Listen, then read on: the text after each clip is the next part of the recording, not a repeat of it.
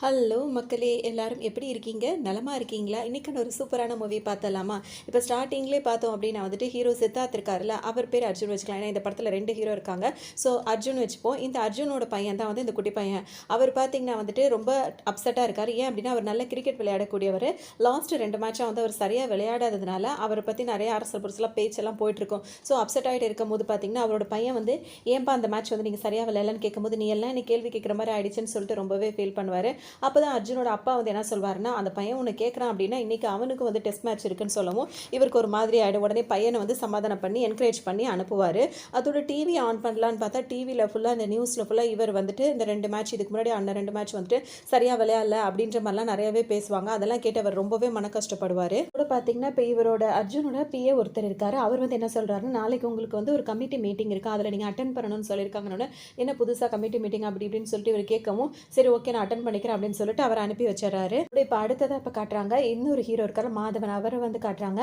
அவர் பார்த்தீங்கன்னா அவரோட ஒய்ஃப் வந்து நயன்தாரா. இவங்க 2 பேர் வந்துட்டு சொந்த வீடு இருந்தாலும் வாடகை வீட்டில் தான் வந்து குடியிருக்காங்க. இப்போ வந்து ரொம்ப நேரம் ஆகியும் இவர் வந்து முழிக்காமல் இருக்காரு. அவரை முழிப்பு காட்டணும் அப்படின்றதுக்காக இவங்க ஹீரோயின் என்ன பண்ணுறாங்கன்னா, டிவியை ஆன் பண்ணி வந்து சத்தமாக டிவியை வச்சு டெஸ்ட் மேட்ச் வச்சு பார்த்துட்டு இருக்காங்க. அந்த சத்தம் கேட்ட உடனே பார்த்தீங்கன்னா அவர் எந்திரிச்சாரு. எந்திரிச்சிட்டு அவர் என்ன சொல்கிறாருன்னா, சத்தம்லாம் நீ நல்லா தான் வைக்கிற, ஏன் அப்படின்னா வந்துட்டு இந்த டெஸ்ட் மேட்ச்சில் வந்து யார் தான் இதை காப்பாற்ற போகிறாங்களோ அப்படின்ற மாதிரி அவர் கிண்டல் பண்ணுவார். எதுக்காகனா இப்போ நயன்தாரா இருக்காங்களோ அவங்களும் சித்தார்த்தும் ஸ்கூல் படிக்கும்போது வந்து ஃப்ரெண்ட்ஸு. ஸோ இவர் வந்துட்டு அவரை வம்பு வளர்க்குற மாதிரியே இவங்கள்ட்ட பேசிகிட்டு இருப்பார். இவங்க அப்படியே ஒரு லுக்கு விடுவாங்க. இவங்க 2 பேருக்கும் பார்த்தீங்கன்னா கல்யாணம் சில வருஷங்கள் ஆகிட்டு இருக்கு. ஆனால் குழந்தை இன்னும் இல்லை. அதுக்காக ட்ரீட்மெண்ட்டும் அவங்க எடுத்துகிட்டு தான் இருப்பாங்க. இதே நேரத்தில் இவர் மேடி வந்து அதாவது மாதவன் வந்து ஹீரோன் எப்படி கிண்டல் பண்ணுவார்னா, சித்தார்த்தை வச்சு அவர் பாய் ஃப்ரெண்டுன்னு வச்சு கிண்டல் பண்ணிகிட்டே இருப்பார். அதுக்கு அவங்க சொல்லுவாங்க பாய் ஃப்ரெண்ட்லாம் இல்லை, ஜஸ்ட் ஃப்ரெண்டு தான், கிளாஸ்மேட் அவன் அப்படின்ற மாதிரிலாம் சொல்லிட்டு இருப்பாங்க. அதோட இப்போ இவர் என்ன சொல்வார்னா, ஹஸ்பண்ட் என்ன சொல்வார்னா, சரி டாக்டர்கிட்ட வந்து அப்பாயின்மெண்ட் போட்டாச்சு, 2 பேரும் சாப்பிட்டுட்டு போய் டாக்டரை பார்த்துட்டு வரலாம் அப்படின்னு சொல்லவும் நயன்தாரா பார்த்தீங்கன்னா வந்துட்டு ஒரு ஸ்கூலில் வந்து டீச்சராக ஒர்க் பண்ணிட்டு இருக்காங்க. சரி ஓகே எனக்கு டைம் ஆகுது, நீங்கள் 2 பேரும் உங்கள் வேலையை பாருங்க அப்படின்னு சொல்லிட்டு அவங்க கிளம்புறாங்க. இப்போ இந்த ஹீரோவை பார்க்கறதுக்காக ஒரு ஃப்ரெண்டு வந்திருக்காரு. அவங்க ஏதோ ஒரு பொருள் ஆர்டர் போட்டு அந்த பொருள் வந்து சின்னடா இவ்வளோ சீக்கிரம் வந்துருச்சு அப்படி இப்படின்னு கேட்கவும் அவர் வந்து சொல்கிறாரு, என் லட்சியம் வந்து பெருசாக இருக்குது, அதை நான் கண்டிப்பாக நான் ஒரு நாளைக்கு சாதிப்பேன், எனக்கு நம்பிக்கை இருக்குது அப்படி இப்படின்னு இவர் வந்து அவர்கிட்ட சொல்லிட்டு இருப்பாரு. அவரோட கண்டுபிடிப்பு என்னவா இருக்கும் அப்படின்னு சொல்லிட்டு பார்த்தோம்னா, வண்டியோ அது காரோ அது பைக்கோ எதுவாக இருந்தாலுமே அதாவது பெட்ரோல் இல்லாமல் அதை வந்து ரன் பண்ண வைக்கிறதுக்காக வந்து அது ஒரு பொருள் சொல்லுவாங்கல்ல, அதாவது இந்த ஹைட்ரானிக் ஃபியூல் இன்ஜின் சொல்லுவாங்கல்ல, அந்த இன்ஜின் அதை வந்துட்டு நம்ம ஃபிக்ஸ் பண்ணிட்டோம் அப்படின்னா வந்துட்டு நம்ம எதில் வேணாலும் நம்ம தரையில் இல்லை தண்ணியில் கூட நம்ம அந்த வண்டியை வந்து ஓட்டிட்டு போகலாம் அப்படின்றது தான் இவரோட ப்ராஜெக்டாக இருக்கும். ப்ராஜெக்டை இவர் பண்ணுறதுனால பார்த்தீங்கன்னா நிறைய வந்து அவருக்கு நிறைய தேவைகள் இருக்கும், நிறைய அந்த இதெல்லாம் செலவு பண்ண வேண்டியதாக இருக்கும்ல. ஸோ அவர் அதுக்காக வந்துட்டு பார்த்தீங்கன்னா கடன் வாங்கி தான் அதெல்லாம் பண்ணிகிட்டே இருப்பார். இப்போ இவங்க 2 பேரும் கிளம்பி போகிறது யாரை பார்க்கனா, அந்த கடன்காரை பார்க்க தான் போகிறாரு. அவர் வந்துட்டு என்ன இவ்வளோ நாள் ஆகுது, இன்னும் வந்து நீங்கள் எங்களுக்கு பணத்தை கொடுக்க வேண்டியதை கொடுக்கலையே அப்படி இப்படின்னு சொல்லிட்டு கேட்கவும், நான் இந்த மாதிரி ஒரு ப்ராஜெக்ட்டை பண்ணிட்டு இருக்கேன், அது மட்டும் சக்ஸஸ் ஆகிடுச்சுன்னா எனக்கு நிறைய பணம் வரும், அதில் உங்கள் கடனை மொத்தத்தையும் நான் அடைச்சிருவேன் அப்படின்ற மாதிரிலாம் இவர் சொல்லுவார். பேசிகிட்டே இருக்கும்போதே பார்த்தீங்கன்னா ஒரு சேட்டு வராரு. அவர் இப்போ வந்துட்டு மாதவனை பார்த்து என்ன சொல்கிறாருன்னா, கேன்டீன் ரன் பண்ணுறேன் அப்படின்னு சொல்லிட்டு தான் நீ கடன் வாங்கின, ஆனால் நீ வந்து கேன்டீனை ரன் பண்ணாமல் இந்த ப்ராஜெக்ட்டுக்காக எல்லா காசையும் நீ அதில் போட்டுட்ட, இப்போ அதை வந்துட்டு ஒருத்தர்கிட்ட கொடுத்துட்டு அதை வந்து சக்ஸஸ் ஆகணும் அப்படின்றதுக்காக நீ வெயிட் பண்ணிட்டு இருக்க கரெக்டா அப்படின்ற மாதிரிலாம் இவரை பார்த்து பேசுகிறாரு. சேட்டு வந்துட்டு பார்த்தீங்கன்னா இப்போ ஹீரோட்ட பேசிகிட்டு இருக்கும்போது பார்த்தீங்கன்னா அவரை பார்க்கறதுக்காக இன்னொரு சேட்டு வராரு. அவர் வந்தவொடனே பார்த்தீங்கன்னா இவர் மாதவன்கிட்ட பேசிகிட்டு இருக்கிறத விட்டுட்டு அவரை பார்க்கறதுக்காக இப்போ ஒரு ரூம்குள்ளே போகிறாரு. சேட்டும் சேர்த்துட்டு என்ன பேசுகிறாங்க அப்படின்னு சொல்லிட்டு பார்த்தோம் அப்படின்னா வந்துட்டு, இந்தியா பாகிஸ்தான் வந்து லாஸ்ட் டெஸ்ட் மேட்ச் வந்து நடக்க போகுது, இதை விட பெரிய கேம் வந்து வேறு எதுவுமே இருக்க முடியாது, இதில் வந்துட்டு நம்ம நிறையாவே காசு பார்க்கலாம், 500 கோடிக்கு மேலே நம்ம காசு பார்க்க முடியும், நீங்கள் டீம் பிளேயரை மட்டும் செலக்ட் பண்ணி நம்ம பக்கம் இழுத்துட்டீங்க அப்படின்னா வந்துட்டு ஒருத்தருக்கே நம்ம வந்து அதிகமாகவே நம்ம வந்து காசு பார்க்கலாம் அப்படின்ற மாதிரிலாம் 2 பேரும் பேசிப்பாங்க. உங்களோட பிளான் வந்து இந்த மாதிரி போயிட்டு இருக்கும், சரி இதை எப்படியாவது நம்ம வந்து பண்ணணும் அப்படின்னு சொல்லிட்டு பேசிக்கிறாங்க. இப்போ இங்கே வந்துட்டு இந்த விஷயம்லாம் வந்துட்டு ஒரு போலீஸ் ஆஃபீஸருக்கு தெரிய வருது. அவர் என்ன சொல்கிறாருன்னா, இந்த டெஸ்ட் மேட்ச்சில் வந்துட்டு நிறைய இந்த மாதிரி விஷயங்கள் நடக்க போகுது, அதெல்லாம் நம்ம தடுத்து நிப்பாட்டணும் அப்படின்ற மாதிரி அவங்க ஒரு பக்கம் பிளான் பண்ணிட்டு இருப்பாங்க. ஸ்கூலில் இருக்காங்களா நயன்தாரா, அவங்க வந்து அவங்க ஃப்ரெண்டு கிட்ட அங்கே வேலை பார்க்குறவங்க கிட்ட என்ன சொல்லிட்டு இருப்பாங்கன்னா, இப்போ முன்னாடி மாதிரிலாம் ஒரு ப்ராஜெக்ட் அப்படி இப்படின்லாம் இப்போ இருக்கிறது கிடையாது, இப்போ கேன்டீனை தான் ரன் பண்ணுறதுக்காக தான் அவர் கடன் கூட வாங்கியிருக்கார் போல இருக்குது அப்படின்ற மாதிரி தான் பேசிகிட்டு இருப்பாங்க.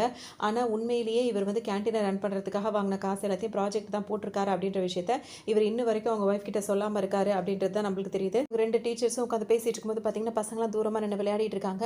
அதில் பசங்களுக்குள்ள சண்டை வந்துட்டு இருக்கு.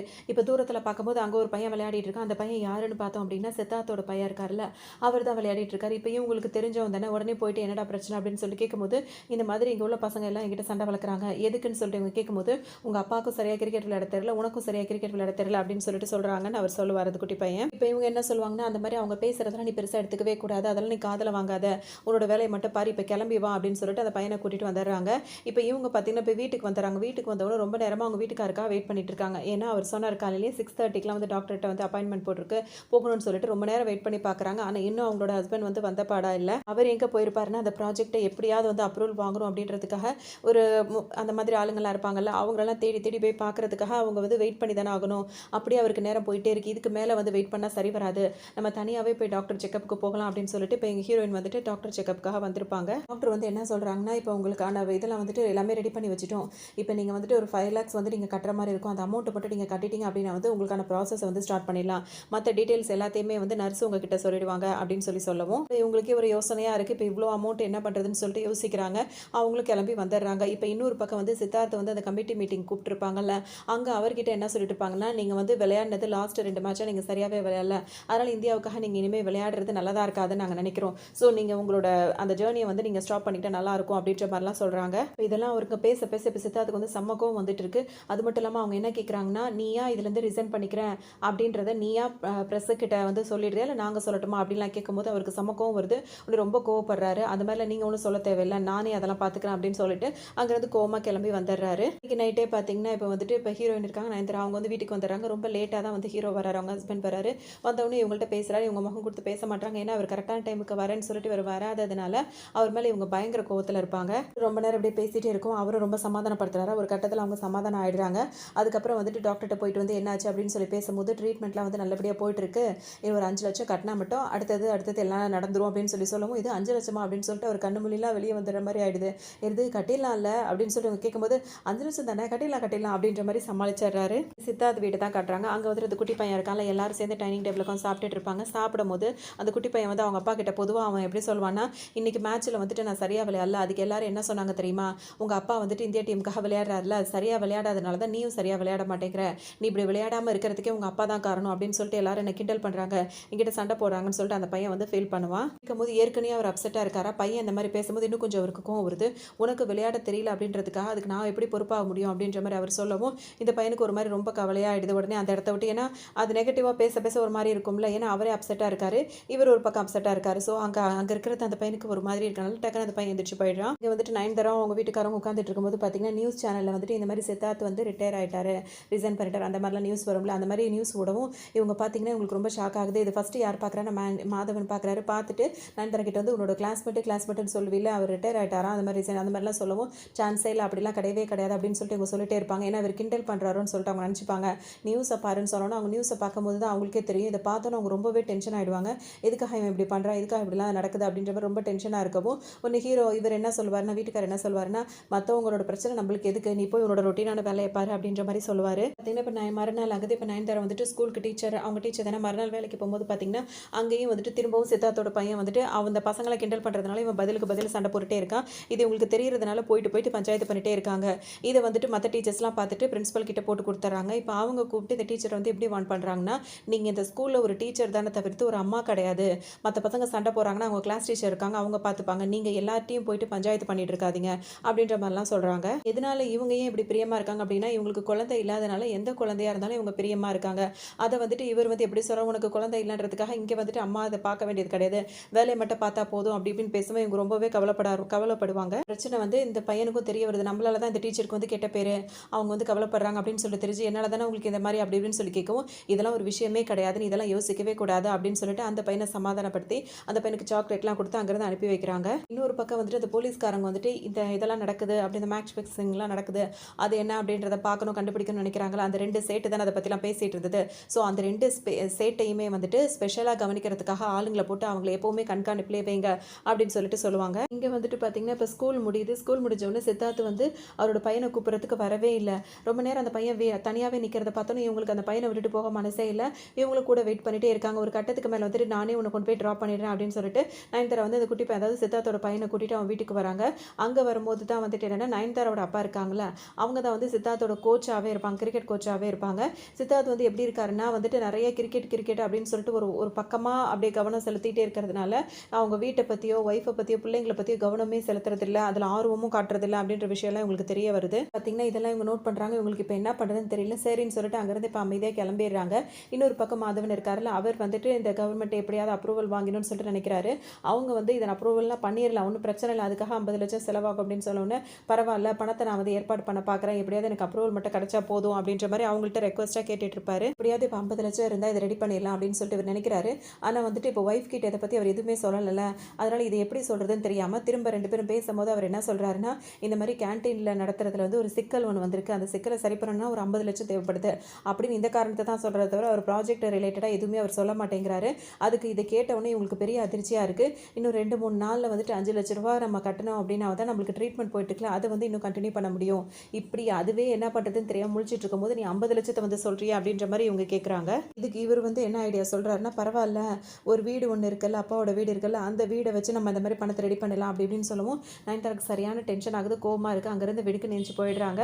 இன்னொரு பக்கம் சித்தார்த் இருக்கார்ல, அவர் வந்துட்டு அவரோட கோச் கிட்ட என்ன சொல்லிட்டு இருப்பாருன்னா, இந்த மேட்ச் அதாவது இந்த டெஸ்ட் மேட்ச் நடக்க போதில்லை, இதில் யார் தடுத்தாலும் நான் விளையாட தான் போகிறேன், அதை யாராலையும் மாற்ற முடியாது அப்படின்ற மாதிரி அவர் ஒரு பக்கம் சொல்லிட்டு இருப்பாரு. உடனே வந்துட்டு இப்போ ஹீரோயின் இருக்காங்களா, அவங்களுக்கு பர்த்டேவும் வருது. உடனே மாதவன் இருக்காருல்ல, அவங்களுக்கு பிடிச்ச மாதிரி பயங்கரமாக அவங்களை இம்ப்ரெஸ் பண்ணுற மாதிரி பொக்கேலாம் வாங்கி கொடுத்துட்றாரு.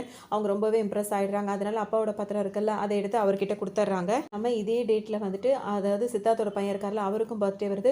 ஸோ அந்த பையன் வந்துட்டு நீங்கள் கண்டிப்பாக இன்றைக்கி எனக்கு ஈவினிங் வந்துட்டு பர்த்டே பார்ட்டி இருக்குது, அதில் வரணும்னு சொல்லவும் இப்போ ஹீரோயின் வந்து என்ன சொல்கிறாங்கன்னா, அவங்க ஹஸ்பண்ட் கிட்ட ஈவினிங் வந்து 6:30 போல் வந்துட்டு அந்த பர்த்டே பார்ட்டிக்கு போகணும், ஸோ நான் ஸ்கூலுக்கு கிளம்புறேன், என்னை வந்து பிக்கப் பண்ணிக்கோ அப்படின்ற மாதிரி சொல்லிட்டு கிளம்புவாங்க.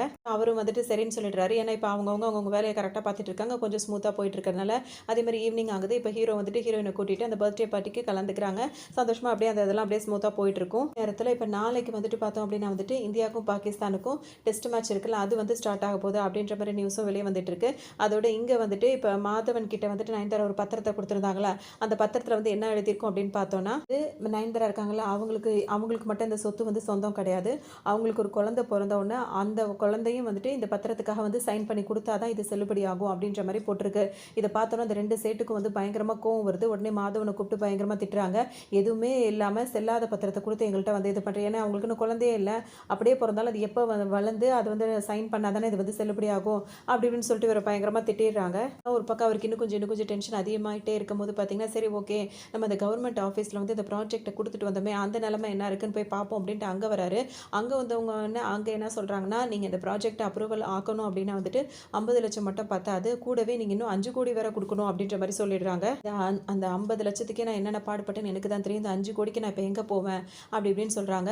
அது மட்டும் இல்லாமல் இவர் பயங்கரமாக வந்து ட்ரிங்க்ஸ் பண்ணிட்டு ரொம்ப ரொம்ப வருத்தப்பட ஆரம்பிச்சிடறாரு. ஏன்னா இந்த நாட்டையோட பிரச்சனையவே நிறைய மாற்றக்கூடிய ப்ராஜெக்ட் இது, ஆனால் இதை வந்து யாரும் புரிஞ்சுக்கவும் மாட்டாங்க, ஏற்றுக்கவும் மாட்டாங்க, அதுக்கு வாய்ப்பும் கொடுக்க மாட்டாங்கன்னு சொல்லிட்டு அவர் ரொம்ப வருத்தப்பட ஆரம்பிச்சிருவாரு. என்னோட ப்ராஜெக்ட் வந்து சக்ஸஸ் ஆகுமா இல்லையான்னு தெரியல, நான் ரொம்ப ஃபெயில் ஆகிட்டேன், என்னோட லைஃப்பில் நான் சாதிக்கணும்னு நினச்ச விஷயம் எல்லாமே என்னை விட்டு போயிடுச்சு அப்படின்ற மாதிரி ரொம்பவே அவர் ஃபீல் பண்ணிட்டு இருப்பார். ஏன்னா அவருக்கு ஒரு வழி ஆப்ஷன் இல்லை அப்படின்றதுனால அப்படி நினச்சிட்டு இருப்பாரு. இன்னொரு பக்கம் சித்தார்த் இருக்காருல, அவர் என்ன சொல்லிட்டு இருப்பாரு, நாளைக்கு தான் டெஸ்ட் மேட்ச், நான் எப்போ ரிட்டையர் ஆக போகிறேன்னு தான் எல்லாரும் எதிர்பார்த்துட்டு இருக்காங்க, ஆனால் நாளைக்கு நான் கண்டிப்பாக விளையாட தான் போகிறேன், ஆனால் நான் என்ன பண்ண போகிறேன், என்ன ஆக போகுது அப்படின்றது எனக்கே எதுவுமே தெரியல அப்படின்னு சொல்லிட்டு அவர் ஒரு பக்கம் ஃபீல் பண்ணிட்டு இருப்பாரு. சித்தார்த் பேசுறது வந்து அவரோட குட்டி பையன் இருக்காருல்ல, அவர் வந்துட்டு தூங்கிட்டு இருக்காருன்னு தான் அவர் பாட்டுக்கு பேசுறாரு. ஆனால் அந்த குட்டி பையன் பார்த்தீங்கன்னா தூங்க மாட்டார். அப்பா இவ்வளோ கவலைப்படுறாருன்னு சொல்லிட்டு அந்த பையனும் ரொம்பவே ஃபீல் பண்ணிட்டு இருப்பான். இன்னொரு பக்கம் பார்த்தோம் அப்படின்னா வந்துட்டு இப்போ மாதவன் வந்து நல்லா ட்ரிங்க்ஸ் பண்ணியிருக்காருல, வீட்டுக்கு வந்து சத்தம் போட்டுட்டே இருக்கும்போது பார்த்தீங்கன்னா கண்டுபிடி பேச ஆரம்பிச்சிடாரு. இந்த மாதிரி உங்கள் அப்பா வந்து எழுதி வச்சுக்கிறது வந்து சாதாரணமாக எழுதி வைக்கல, இந்த மாதிரி ஒரு குழந்தை பிறந்து அது சொன்னால் தான் வந்துட்டு செல்லுபடி ஆகும்னு சொல்லி வச்சு எல்லாமே வீணாக போச்சு அப்படி இப்படின்னு சொல்லிட்டு கத்திட்டு அவர் பாட்டுக்கு அங்கேயே படுத்து தூங்கிடுறாரு. காலையில் விடியட்டும் வச்சுக்கிறேன்ற மாதிரி இவங்க யோசிச்சுட்டு இருக்காங்க. இப்போ காலையில் விடியுது, கடங்காரங்க எல்லாருமே வாசலில் வந்து நிற்கிறாங்க. அப்போ தான் வந்து நயன்தாராக்கு தெரிய வருது, இவர் இந்த மாதிரி வந்துட்டு கேன்டீனுக்காக வந்து எதுவுமே பண்ணலை, ப்ராஜெக்ட்டுக்காக தான் இவ்வளோ விஷயம் பண்ணியிருக்காரு அப்படின்றதுலாம் தெரிய வருது. இல்லாமல் அங்கே வந்து அந்த குட்டி குட்டி ரவுடிங்களாம் இருக்காங்களா, அவங்களாம் வந்துட்டு என்ன பண்ணுறாங்க, எல்லாத்தையுமே பொண்ணுக்கு நாளாக போட்டு கொடுத்துட்றாங்க. இதெல்லாம் இப்போ கேட்டோன்னா அவங்க ரொம்பவே மனசுடைஞ்சு போயிடுறாங்க. இப்போ நீ வா வந்து அவங்கள பாரு அப்படின்னு சொல்லிட்டு இப்போ மாதவனையும் அவங்க கையோடு கூப்பிட்டு போயிடுறாங்க. இவரை நம்பி நம்ம வாழ்க்கை இந்த அளவுக்கு தொலைச்சிட்டோமே, நம்மக்கிட்ட இவர் உண்மையாகவும் இல்லை, பண்ணுற வேலையெல்லாம் இந்த மாதிரியே வேலையை பார்த்துட்டு இவ்வளோ நஷ்டமாகி இவ்வளோ கடன் ஆயிடுச்சு அப்படின்னு சொல்லிட்டு அவங்க ரொம்ப ஃபீல் பண்ணி அங்கேருந்து கிளம்பிடுறாங்க. இந்த பக்கம் வந்துட்டு சித்தார்த் இருக்காருல்ல, அவர் வந்துட்டு அவரோட டெஸ்ட் மேட்ச்க்காக வந்துட்டு பார்த்தீங்கன்னா ஒரு திங்ஸ் எல்லாம் எடுத்து வச்சு கிளம்பிட்டு இருக்காரு. அந்த டைம் வந்துட்டு அவர் குட்டி பையன் இருக்காருல்ல, அவர் வந்து என்ன சொல்கிறாருன்னா, நானும் உங்களோட மேட்சை பார்க்கறதுக்காக இன்றைக்கி ஸ்டேடியம் வரேன் அப்படின்னு சொல்லவும், அதெல்லாம் நீ ஒன்றும் வர வேண்டியதில்லை, ஸ்கூலுக்கு கிளம்பி போ அப்படின்னு சொல்லிட்டு அவர் அதட்டவும் இப்போ இந்த பையன் என்ன சொல்லுவான் அப்படின்னா வந்துட்டு நான் கண்டிப்பாக வந்தே தருவேன் அப்படின்ற மாதிரி அடம் பிடிக்கும். இவருக்கு கோவம் ஏற்கனவே பயங்கர டென்ஷனாக இருக்கனால அவர் பையனை போட்டு அடின்னு போட்டு அடிச்சிடுவார். அவருக்கு பார்த்தீங்கன்னா ரொம்ப வருத்தமாக போயிடும் அப்பா அடிச்சிட்டுது. அது மாதிரி அழுதுகிட்டே அவர் ஒரு பக்கம் ஸ்கூலுக்கு கிளம்பி போயிடுவார். பக்கம் மாதவன் இருக்காருல்ல அவரை வந்துட்டு பார்த்தோம்னா அந்த குட்டி 2 சேட் இருக்காங்களா அவங்க 2 பேருமே வந்து ரொம்பவே டார்ச்சர் பண்ணுறாங்க. இந்த மாதிரி நீ வந்து ப்ராஜெக்ட்டையும் சக்ஸஸாக பண்ண மாட்டேங்கிற, பணத்தை வாங்கினாலும் கொடுக்க மாட்டேங்கிற, கேன்டீனையும் ரன் பண்ண மாட்டேங்கிற, எதுலேயுமே நீ வந்துட்டு உருப்படியாக இருக்க மாட்டேங்கிற, உன்னை நம்பி பணத்தை கொடுத்து நாங்கள் தான் இப்போ ஏமாந்துட்டு இருக்கோம். இதெல்லாம் இல்லாமல் ஒன்றும் இல்லாத உருப்படாத ப்ராஜெக்டை வந்து கொடுத்துட்டு கவர்மெண்ட்டில் அதை அப்ரூவ் பண்ண மாட்டாங்க அப்படி இப்படின்னு சொல்லிட்டு புலம்பிகிட்டு இருக்கா அப்படி இப்படின்னு சொல்லிட்டு இன்னும் கொஞ்சம் அவர் வந்துட்டு அசிங்கமாக பேசுவாங்க. ஓரளவுக்கு மேலே அவரால் கேட்க வந்து பொறுமை இல்லை. டக்குன்னு அவர் என்ன பண்ணாருன்னா சமக்கம் வந்து போட்டு அடியடும் போட்டு அடிக்கிறாரு. இந்த இடத்துக்கு அந்த போலீஸ்கார் வந்துறாரு. வந்தவுடனே அவருக்கு விஷயம் வந்து தெரிஞ்சிருது. உடனே இந்த சேட் இருக்காருல அவர் தான் மிரட்டுறாரு. இந்த மாதிரி நாளைக்கு அந்த டெஸ்ட் மேட்ச் நடக்க போது அங்கே ஏதாவது நீங்கள் தான் விளையாடுனீங்கன்ற விஷயம் தெரிஞ்சிச்சு அவ்வளோதான் உங்களை அப்படின்ற மாதிரிலாம் மிரட்டிட்டு போகவும் வந்துட்டு இப்படியே அவங்க அங்கேருந்து கிளம்பி போயிடுறாங்க. இப்போ வந்து ஹீரோ இருக்காருல மாதவன் இருக்காருல அவர் வந்துட்டு நயன்தாரா கால் பண்ணுறாரு. அவங்க வந்து பார்த்தீங்கன்னா வீட்டுக்கு போகாமல் கோவிலே உட்காந்துட்டு இருக்காங்க. அப்போ அவர் கால் பண்ணவும் இவங்க அட்டன் பண்ணி பேசுகிறாங்க. அதில் அவர் என்ன சொல்கிறாருன்னா வீட்டுக்கு மட்டும் போகாத, அங்கே வந்து பயங்கர பிரச்சனை போயிட்டுருக்கு அப்படின்னு சொல்லுவார். பேச பேச பார்த்தீங்கன்னா வந்துட்டு ஒரு ஃபோனை வந்து ஆஃப் பண்ணி சுவிச் ஆஃப் பண்ணி அவங்க வச்சிடுறாங்க. இப்போ அவங்க பாட்டு கோவிலில் உட்காந்துட்டு இருக்கும்போது பார்த்தீங்கன்னா அந்த குட்டி பையன் இருக்கான்ல அதாவது சித்தார்த்தோட பையன் அந்த பையன் அங்கே வரான். என்னடா ஆச்சு அப்படின்னு சொல்லி கேட்கவும் அவன் ரொம்ப ஃபீல் பண்ணுறான். இந்த மாதிரி காலையில் அப்பாவோட மேட்ச் பார்க்கறதுக்காக வரேன்னு சொல்லியிருந்தேன், அவர் வந்துட்டு நான் அடிச்சிட்டாரு அப்படின்னு சொல்லிட்டு ஃபீல் பண்ணுவான். வந்துட்டு இப்போ இவங்க என்ன பண்ணுறாங்கன்னா அந்த பையனை சமாதானம் பண்ணி சரிவா வீட்டுக்கு போகலாம் அப்படின்னு சொல்லிட்டு அந்த குட்டி பையனை கூட்டிட்டு வீட்டுக்கே வந்துடுறாங்க. வந்துட்டு 2 பேரும் ஜாலியாக என்ஜாய் பண்ணிட்டு இருக்காங்க, விளையாடிட்டு இருக்காங்க. அப்படியே டிவியில் மேட்ச் எல்லாம் பார்த்துட்டு அப்படியே அந்த பையன் அங்கேயே படுத்து தூங்கிடுறான். இப்போ இந்த நேரத்தில் பார்த்தீங்கன்னா வந்துட்டு மாதவன் வீட்டுக்கு வராரு. அவரை பார்த்தோன்னு இன்னும் கொஞ்சம் பொத்தி வச்ச கோவம் எல்லாம் அவங்களுக்கு வெடிக்க ஆரம்பிச்சிருது. பயங்கரமாக திட்ட ஆரம்பிச்சிடறாங்க. எல்லா விஷயத்துலையும் நீ இவ்வளோ மோசமானவன் நினைக்கவே இல்லை அப்படி இப்படின்னு பல விஷயங்கள் போயிட்டு கடைசியாக வந்துட்டு இவ்வளோ வருஷமாக ஒரு புள்ள பெற்றுக்க கூட உன்னால் முடியல, நீலாம் ஒரு அப்படி இப்படின்னு சொல்லிட்டு நிறையவே கேட்க ஆரம்பிச்சிடறாங்க. இத்தனை வருஷமும் ஒரு நம்பி இருந்தது தான் நான் பண்ண தப்பு அப்படி இப்படின்னு சொல்லவும் இவருக்கு ரொம்பவே ஒரு மாதிரி சங்கடமாக போயிடுது. சும்மா இல்லாமல் வந்துட்டு அவங்க கம்பேர் பண்ணி பேச ஆரம்பிச்சிடறாங்க. அந்த மாதிரி ரொம்பவே அவங்களை வந்துட்டு என்ன சொல்கிறது, அவர் ஏற்கனவே டிப்ரெஷனில் இருக்காரா, இன்னும் கொஞ்சம் இவங்க பேச பேச அவருக்கு பயங்கர வெறியேறுது. இவர் எவ்வளோ சமாதானப்படுத்த ஆரம்பிக்கிறாரு. ஆனால் அவங்க எதுவுமே கேட்கறதால பயங்கரமாக கத்திட்டே இருக்காங்க.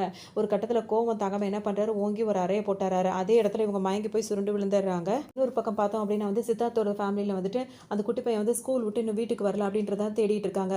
இப்போ எல்லாம் என்ன சொல்கிறாங்கன்னா ஏதாவது ஃப்ரெண்டு வீட்டுக்கு போயிருப்பான் அப்படின்னு சொல்லவும் எல்லா ஃப்ரெண்டு வீட்டுக்கும் கால் பண்ணி கேட்டு பார்த்தாச்சு, ஆனால் அவன் வரவே இல்லைன்னு தான் சொல்கிறாங்க அப்படின்னு சொல்லவும் இங்கே ஒரு பக்கம் எல்லாரும் பதறிட்டே இருக்காங்க. அவங்க என்ன சொல்கிறாங்கன்னா வேண்டாம் இதுக்கு மேலே பொறுமையாக இருந்தால் சரியில்லை, நம்ம போய் போலீஸ் ஸ்டேஷனில் கம்ப்ளைண்ட் கொடுப்போம்னு சொல்லிட்டு அவங்க ஒய்ஃப் சித்தார்த்தோட ஒய்ஃப் சொல்லவும் இவர் என்ன சொல்வாருன்னா வேண்டாம் நம்ம வந்துட்டு இப்போ பண்ணோம் அப்படின்னா வந்துட்டு ப்ரெஸ் மீடியான்னு போட்டு நம்மளை கிழிச்சிருவாங்க, அதனால் அந்த மாதிரிலாம் பண்ண வேண்டாம் அப்படின்னு சொல்லிட்டு சொல்லுவார். வந்துட்டு இங்கே வந்துட்டு இப்போ பிள்ளையை தேடிட்டு இருக்காங்க. இன்னொரு பக்கம் இவங்க வந்து மயக்கத்தில் இருக்காங்க.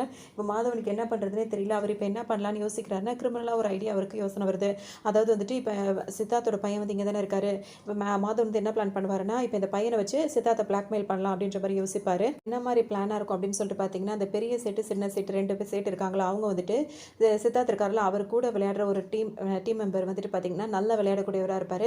அவர் மட்டும் இப்போ பாகிஸ்தானுக்கு எதிராக விளையாடுற மேட்ச்சில் வந்து ஜெயிச்சிட்டார் அப்படின்னா வந்துட்டு அவர் பெரிய லெவலில் போயிடுவார். அந்த மாதிரி அவரை மட்டும் பண்ணக்கூடாது அப்படின்ற மாதிரி இவங்க 2 பேர் பேசிகிட்டு இருப்பாங்க.